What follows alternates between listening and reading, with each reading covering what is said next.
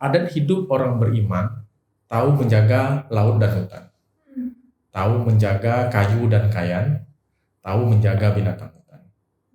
Tebasnya tidak menghabiskan, tebangnya tidak memunahkan, dan bakarnya tidak membinasakan. Satu tim, satu regu ya, Satu regu 15 berarti. 15, kurang lebih 15 orang.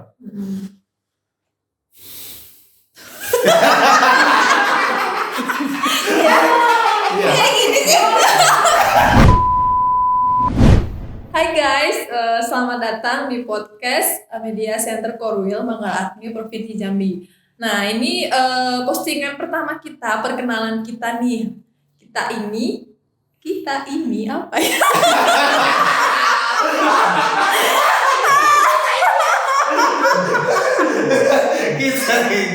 kita ingin kali Bu. Kita ingin kali. Oh ya. Jadi apa ya yang mau ngomong ini? Jadi ini podcast pertama kita.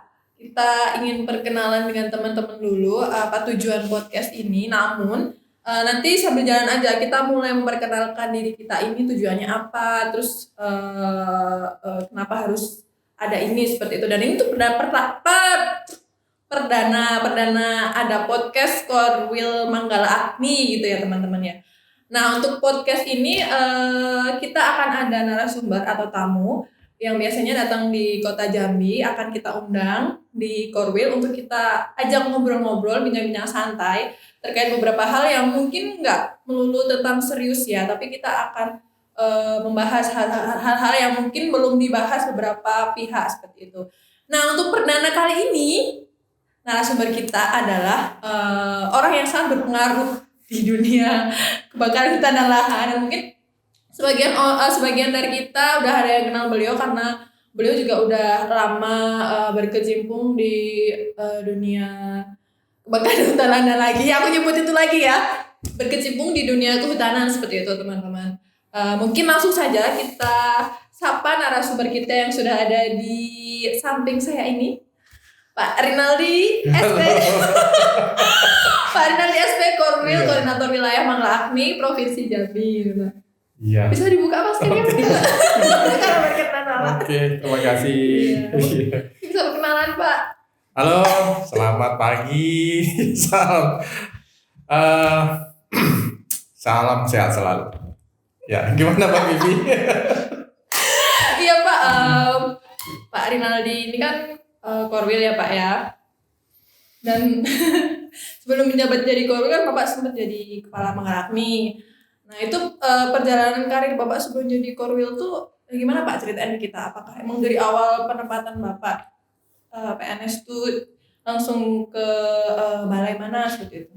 Oke. Terima kasih. Sebagai perkenalan awal mungkin ya. Iya. Tapi bagi kawan-kawannya di Jambi mungkin sudah sebagian banyak juga mungkin yang sudah kenal sama saya. Pertama karir saya di kehutanan ya, pertama itu saya bertugas di Balai KSDA Jambi. Bertugas pertama sekali waktu itu di Information Center Taman Nasional Bukit 12, waktu itu masih Satker. Seiring waktu tahun 2002 mulai terbentuklah Manggala Agni di Provinsi Jambi, yaitu pertama sekali saya bertugas di Daop Sarolangun malah. Daop Sarolangun. Mulai disitulah saya berkecimpung di dalam bidang pengendalian kebakaran hutan dan lahan. 2002. Berarti dari awal Manggala Agni Bapak langsung ya Pak ya? Iya, alhamdulillah waktu itu saya dipercaya pertama sekali menjadi wakil komandan regu malah waktu itu masih di Sarolangun. Beriring waktu dari Sarolangun saya pindah ke Muara Bulian. Dari Muara Bulian saya pindah ke Dapus Kota Jambi. Waktu zaman KSDA nih ya. Terakhir saya dipercaya menjadi sekretariat di Balai KSDA Jambi yang menangani kebakaran hutan dan lahan. Waktu ke Bulian itu jadi Wadanru juga Pak? Enggak, waktu itu saya malah jadi operator AWS. Operator iya. SPBK judulnya, yaitu sistem peringkat bahaya kebakaran. Itu ngapain Pak? Jadi kita waktu itu di Daop itu kita punya namanya alat automatic weather system, alat pemantau cuaca otomatis. Kita setiap hari menginput data cuaca ke dalam aplikasi di Daop. untuk mendapatkan outputnya itu adalah indeks cuaca kebakaran gitu. Untuk bisa didiseminasikan kepada pihak lain cuaca kebakaran di Daop itu atau wilayah kerja itu tinggi, rendah, ekstrim atau bagaimana? Oh, indeks harian. Iya, juga. harian. Sebelum sekarang ini ada aplikasi yang sudah informasi yang sudah dirilis langsung oleh BMKG ya. Iya. Dulu kita masih hitungnya secara manual, input manual, kita olah datanya, hasilnya ya itu tadi sama hasilnya SPBK, sistem peringkat bahaya kebakaran. Itu waktu saya di Marabulian. Baru saya pindah ke Kota Jambi. Kota Jambi jadi wakil gubernur juga. Oh, balik lagi ke Wadanru. Iya, Wadanru. Nah, disitulah saya pertama sekali punya pengalaman melakukan ikut menanggulangi kebakaran hutan lahan di wilayah Gambut. Terjun langsung. Iya, terjun sekali. Itu di waktu di Daop Kota Jambi. Terakhir tahun 2011 saya pindah ke WKSDA Jambi sebagai sekretariat bidang pemadaman. Berarti di Daop berapa lama Pak sebelum balik ke Balai KSDA? Ya kurang lebih 4 ada mungkin juga sudah 10 tahun mungkin ada ya. 10 tahun Pak? Iya. Oh berarti lama juga ya Bapak di lapangan ya Pak? Iya. Ya, lumayan. Seperti itulah ya. Iya, di Balai KSDA. Setelah itu berapa lama? Baru setelah ada perubahan strukturalisasi di Kementerian Lingkungan Hidup dan Kehutanan. Ada dirjen sendiri, Dirjen PPI, ya, Dirjen PPI yang menangani perubahan iklim. Nah, Galakni itu pengelolaannya di bawah Balai PPI KHL waktu itu 2017 ingat saya itu. Nah, waktu itulah saya mutasi ke Balai PPI KHL dari Balai KSDA Jambi. Dan waktu itu dipercaya sebagai kepala daerah operasi di Bukit Tempurung 2017. Oh, jadi kepala Manggala Agninya ya Pak ya? Di Bukit Tempurung. Di Bukit Tempurung. 2017. Setelah itu lanjut lagi. 2017 di Daop Bukit Tempurung, baru kalau nggak salah saya 1,5 tahun ya di Daop Bukit Tempurung, baru pindah ke Daop Marabulian. Oh, balik lagi ke Bulian. Balik lagi ke Bulian. Iya. Ketemu lagi dengan kawan-kawan di Marabulian. Setahun juga kalau salah, 1,5 tahun juga di Marabulian. Saya pindah ke Daop Kota Jambi, menggantikan Pak Ramses Siregar waktu itu. Beliau pernah tugas di November 2020 ya. Baru 2021 Januari sudah selesai, saya dipercaya sebagai sebagai Kadaop. Dan di 2021 ini juga ada bukan perubahan sebenarnya, penyempurnaan organisasi, sehingga koordinator wilayah itu terpisah sendiri manajemennya di luar Kadaop. Jadi sebelumnya Korwil ini gabung dengan Kadaop. Rangkap jabatan oleh Kadaop. Biasanya Kadaop terdekat dengan Kota Jambi, Kadaop Kota Jambi atau Kadaop yang terdekat dengan provinsi, biasanya seperti itu. Ya, Pak itu kan Bapak pernah ke Bulian, habis itu Kota Jambi balik lagi. Tapi jadi ini Danru sama Pak tadi kan, terus balik lagi ke situ. Tapi jadi kemana Manggala nih? Ada nggak sih Pak kayak teman-teman yang masih di situ gitu? Ya. Yang yang menjadi itu, waktu saya di Marabulian kan interaksi dengan anggota regu itu tidak terlalu banyak ya, karena sebagai operator SPBK itu banyak beraktivitas di kantor saja, tidak ada hubungan langsung dengan anggota regu. Paling saya hello aja, hai gitu aja, tapi tidak ada langsung instruksi atau garis komando antara operator SPBK kepada anggota regu. Makanya pun waktu 2 tahun saya di Marabulian itu saya juga tidak mengenal terlalu banyak ya anggota kawan-kawan di Marabulian. Jadi balik ke Bulian pun saya rasanya ya ketemu dengan orang baru juga masih menurut saya gitu ya.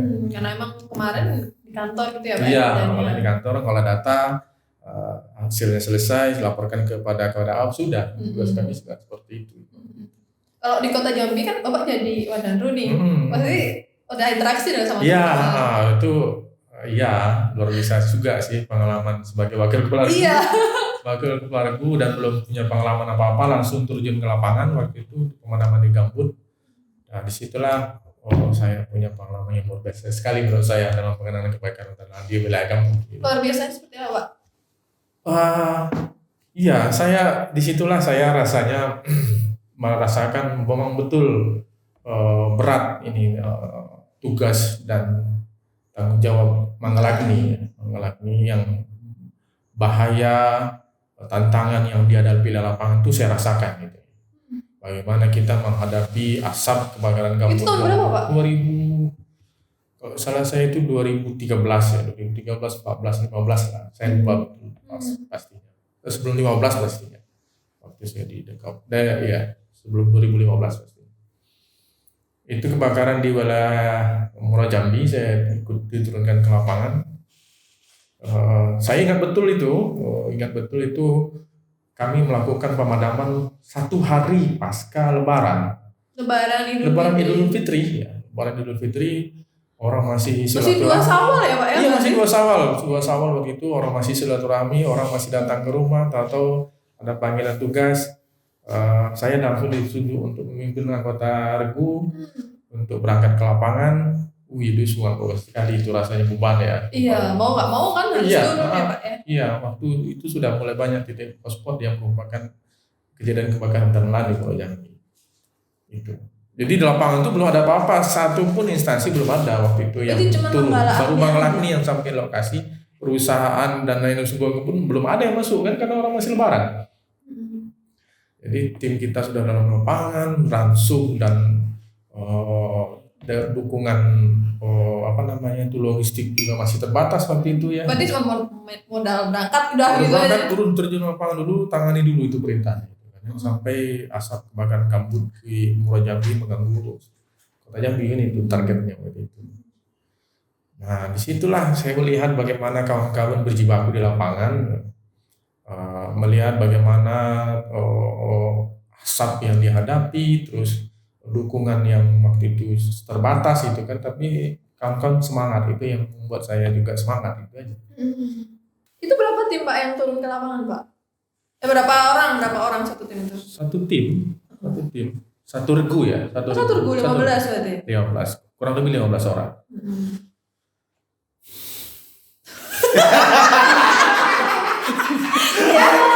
Iya gini sih. Apa dong krik tadi habis 15 orang. Oke. Jadi gini sih. Iya. Terus ngobrolin apa lagi ya gitu ya, Pak ya? Bapak kan dulu SMK Kehutanan ya, Pak ya? SKMA Kehutanan ya. Itu kenapa Bapak pilih masuk SKM? Apakah karena emang aku tuh cita-citanya dari dulu tuh pengen masuk PNS atau apa gitu, Pak? Oh. Itu malah saya tidak ada pikiran kalau SKMA itu waktu itu ikatan dinas ya. Malah saya tidak tahu. Oh, malah enggak tahu. Ya. Saya tahunya waktu tamat SMP saya cuma punya cita-cita masuk SMA yang ada pangkatnya gitu. Oh, iya. Jadi makanya sewaktu tamat SMP saya coba melamar sekolah itu Taruna. Sampai tingkat komisi tidak lolos. Saya coba lihat lagi, ada nih skema, saya lihat brosurnya ada yang pakai pangkat keren itu kan. Gitu makanya ya. saya coba masuk ke kehutanan skema. Jadi mungkin tersesat di jalan yang benar kan. SKMA di Pekanbaru ya, Pak ya. Itu sekolahnya 3 tahun ya, Pak. 3 tahun. 3 tahun. Terus Bapak ternyata jadi PNS ya, Pak ya. Iya. Jadi PNS sebenarnya. Luar biasa. Berarti kan Mas Korwil ini masih baru ya, Pak ya, baru tahun inilah ya dibentuk, dan baru Bapak berdiri sendiri. Sebelumnya kan masih sama Daop. Sebenarnya tujuannya dibentuk tersendiri itu apa sih, Pak Korwil gitu? Di dalam struktur itu koordinator wilayah ini memang lebih banyak tugasnya ke administrasi dan hubungan manajemen saja. Sedangkan dipisah dengan Daop itu karena Daop di tingkat operasional gitu. Daop ini lebih fokus terkait tugas pokoknya itu di dalam fungsi operasi sebenarnya. Sedangkan Korwil ini mengkoordinir di wilayah provinsi terkait koordinasi dengan pihak-pihak lain, koordinasi dengan pihak-pihak atau stakeholder di tingkat provinsi, dan dalam dukungan manajemen, administrasi dan manajemen gitu. Sehingga daud ini tidak dipusingkan lagi dengan hal-hal seperti itu. Jadi banyak fokus aja di Fokus lapangan gitu, Iya. operasi teknis gitu ya Pak. Iya. Ada tantangan sendiri nggak Pak? Atau kesulitan gitu? Ya biasa. Sebenarnya saya agak deg-degan. Saya nggak tahu jawabannya. Jadi apa? Tantangan itu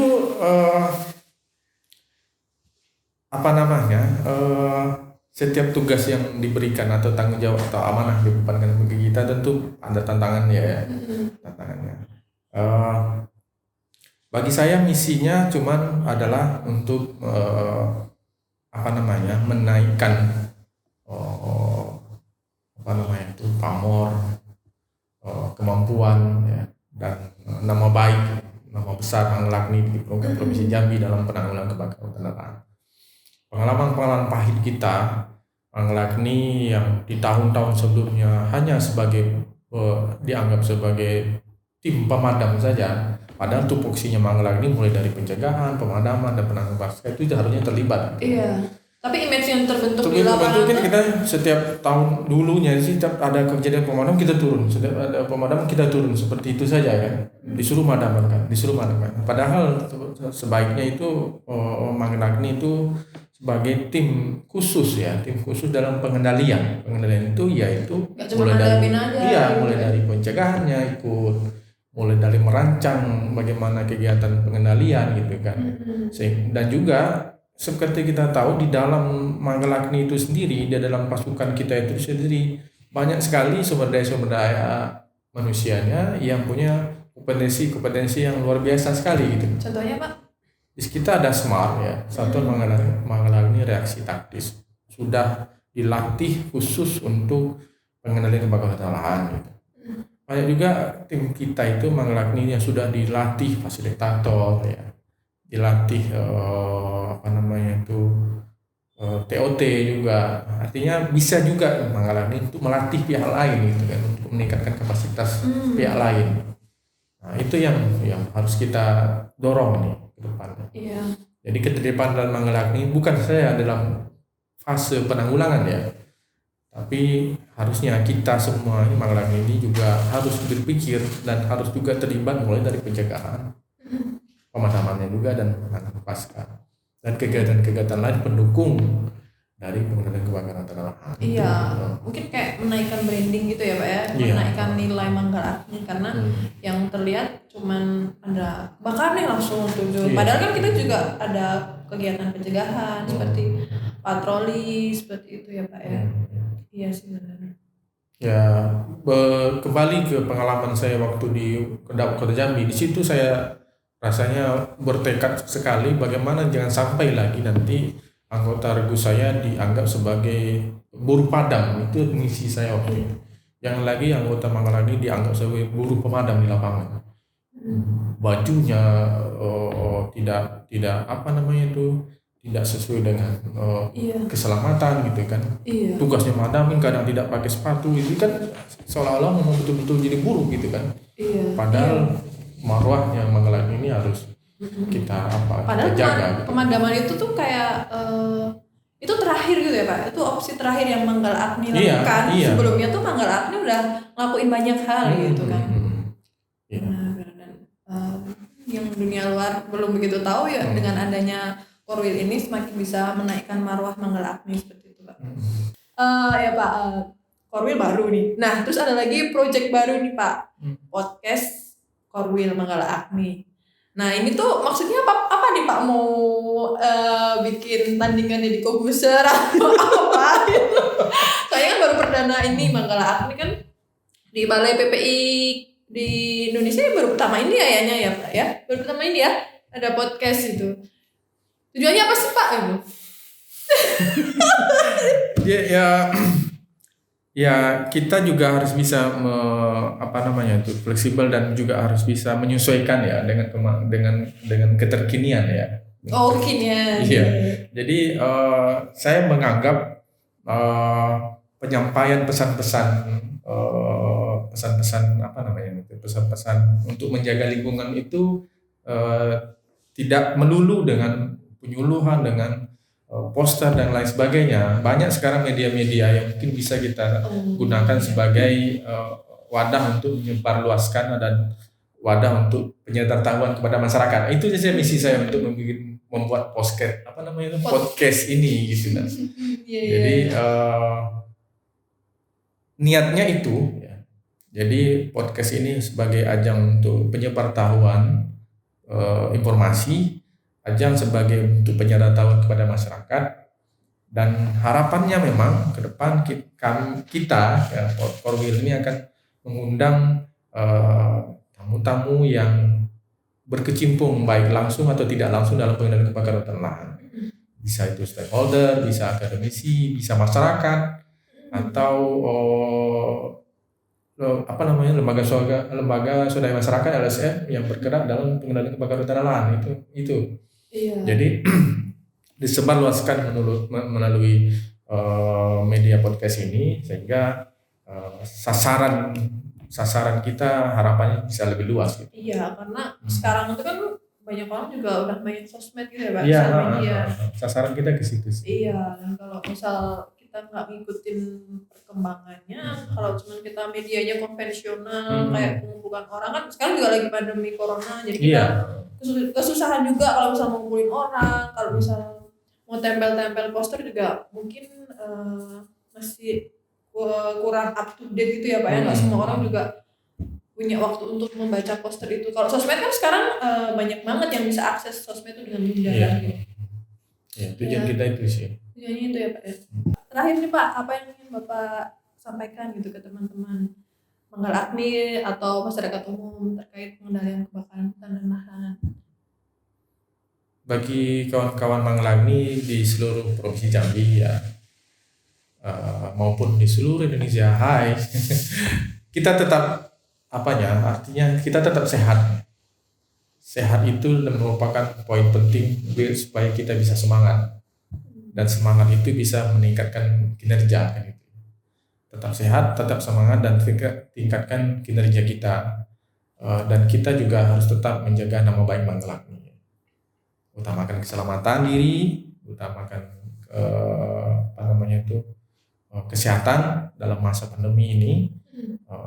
Luar biasa sekali tantangan bagi kita, kebakaran hutan dan lahan dan juga pandemi COVID-19 ini yang menjadi tantangan bagi kita.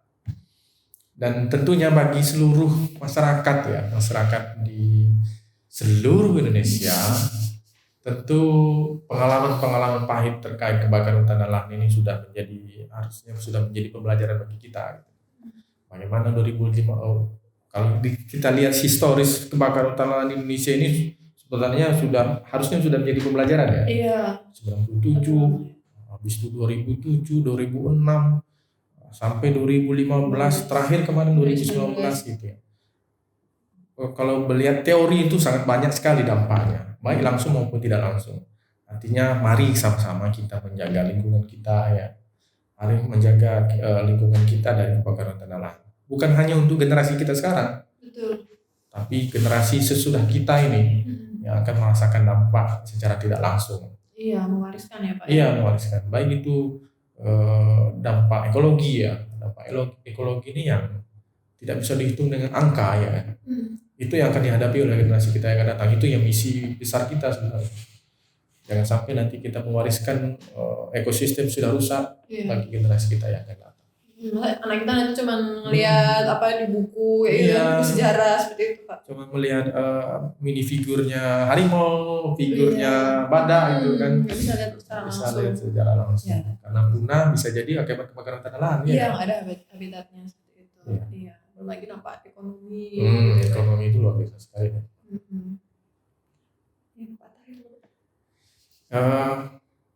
Apalagi kita di Jambi ini kan, Jambi wilayah timur ini kan sebagian besar kan Melayu ya, Melayu Jambi, mulai dari Kesultanan Delhi, Melayu Riau, Jambi, Palembang itu kan Melayu ya. Melayu Jambi itu kan banyak sekali petuah-petuah Melayu atau petatah pititih orang Melayu ini kan.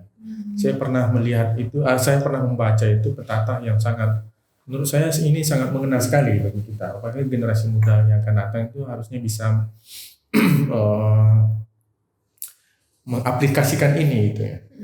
Pepatahnya cuma gini disebutkan, adat hidup orang beriman tahu menjaga laut dan hutan, tahu menjaga kayu dan kayan, tahu menjaga binatang hutan. Tebasnya tidak menghabiskan, tebangnya tidak memunahkan, dan bakarnya tidak membinasakan. Kan luar biasa sekali itu kata ini. Artinya apa maknanya? Manusia itu orang manusia itu sebagai orang beriman itu bisa menjaga lingkungannya dan tidak serakah. Iya. Tidak serakah. Kadang kesininya ya manusia ini kadang kan serakah ya. Iya, kurang terus. Kurang terus. Hutannya mereka habis babat semua itu kan. Binatangnya mereka ambil juga, tambangnya mereka habiskan juga itu kan. Tanpa memikirkan generasi yang akan datang. Padahal kalau orang beriman itu dia bisa mengolah sumber daya yang ada untuk mereka dan untuk generasi yang akan datang dan memikirkan generasi yang akan datang gitu. Itu yang penting ya. Iya. Mewariskan hal-hal yang nggak seharusnya kita ambil semua sekarang gitu ya Pak ya. Sekarang itu egonya manusia. Tempasnya itu tidak habis langsung gitu. Iya, Terus tembangnya itu tidak juga punah semuanya langsung. Bakarnya pun ya tidak membinasakan. Iya, harus arif dan bijak. Iya, benar. Mengelola sumber daya alam yang ada itu intinya sih. Supaya tetap berkelanjutan. Iya, Pak. Iya. Luar biasa sekali. Bapak, ada yang mau disampaikan lagi nggak teman-teman, Pak? Cukup saya rasa. karena akan banyak lagi tamu-tamu yang akan datang ya. Tamu-tamu kita yang akan datang yang luar biasa sekali juga ya. Baik mereka yang langsung maupun tidak langsung berkecimpung dalam dunia kedokteran. Jadi saya yakin nanti ke depan podcast ini bisa menjadi wadah untuk penyampaian informasi tadi.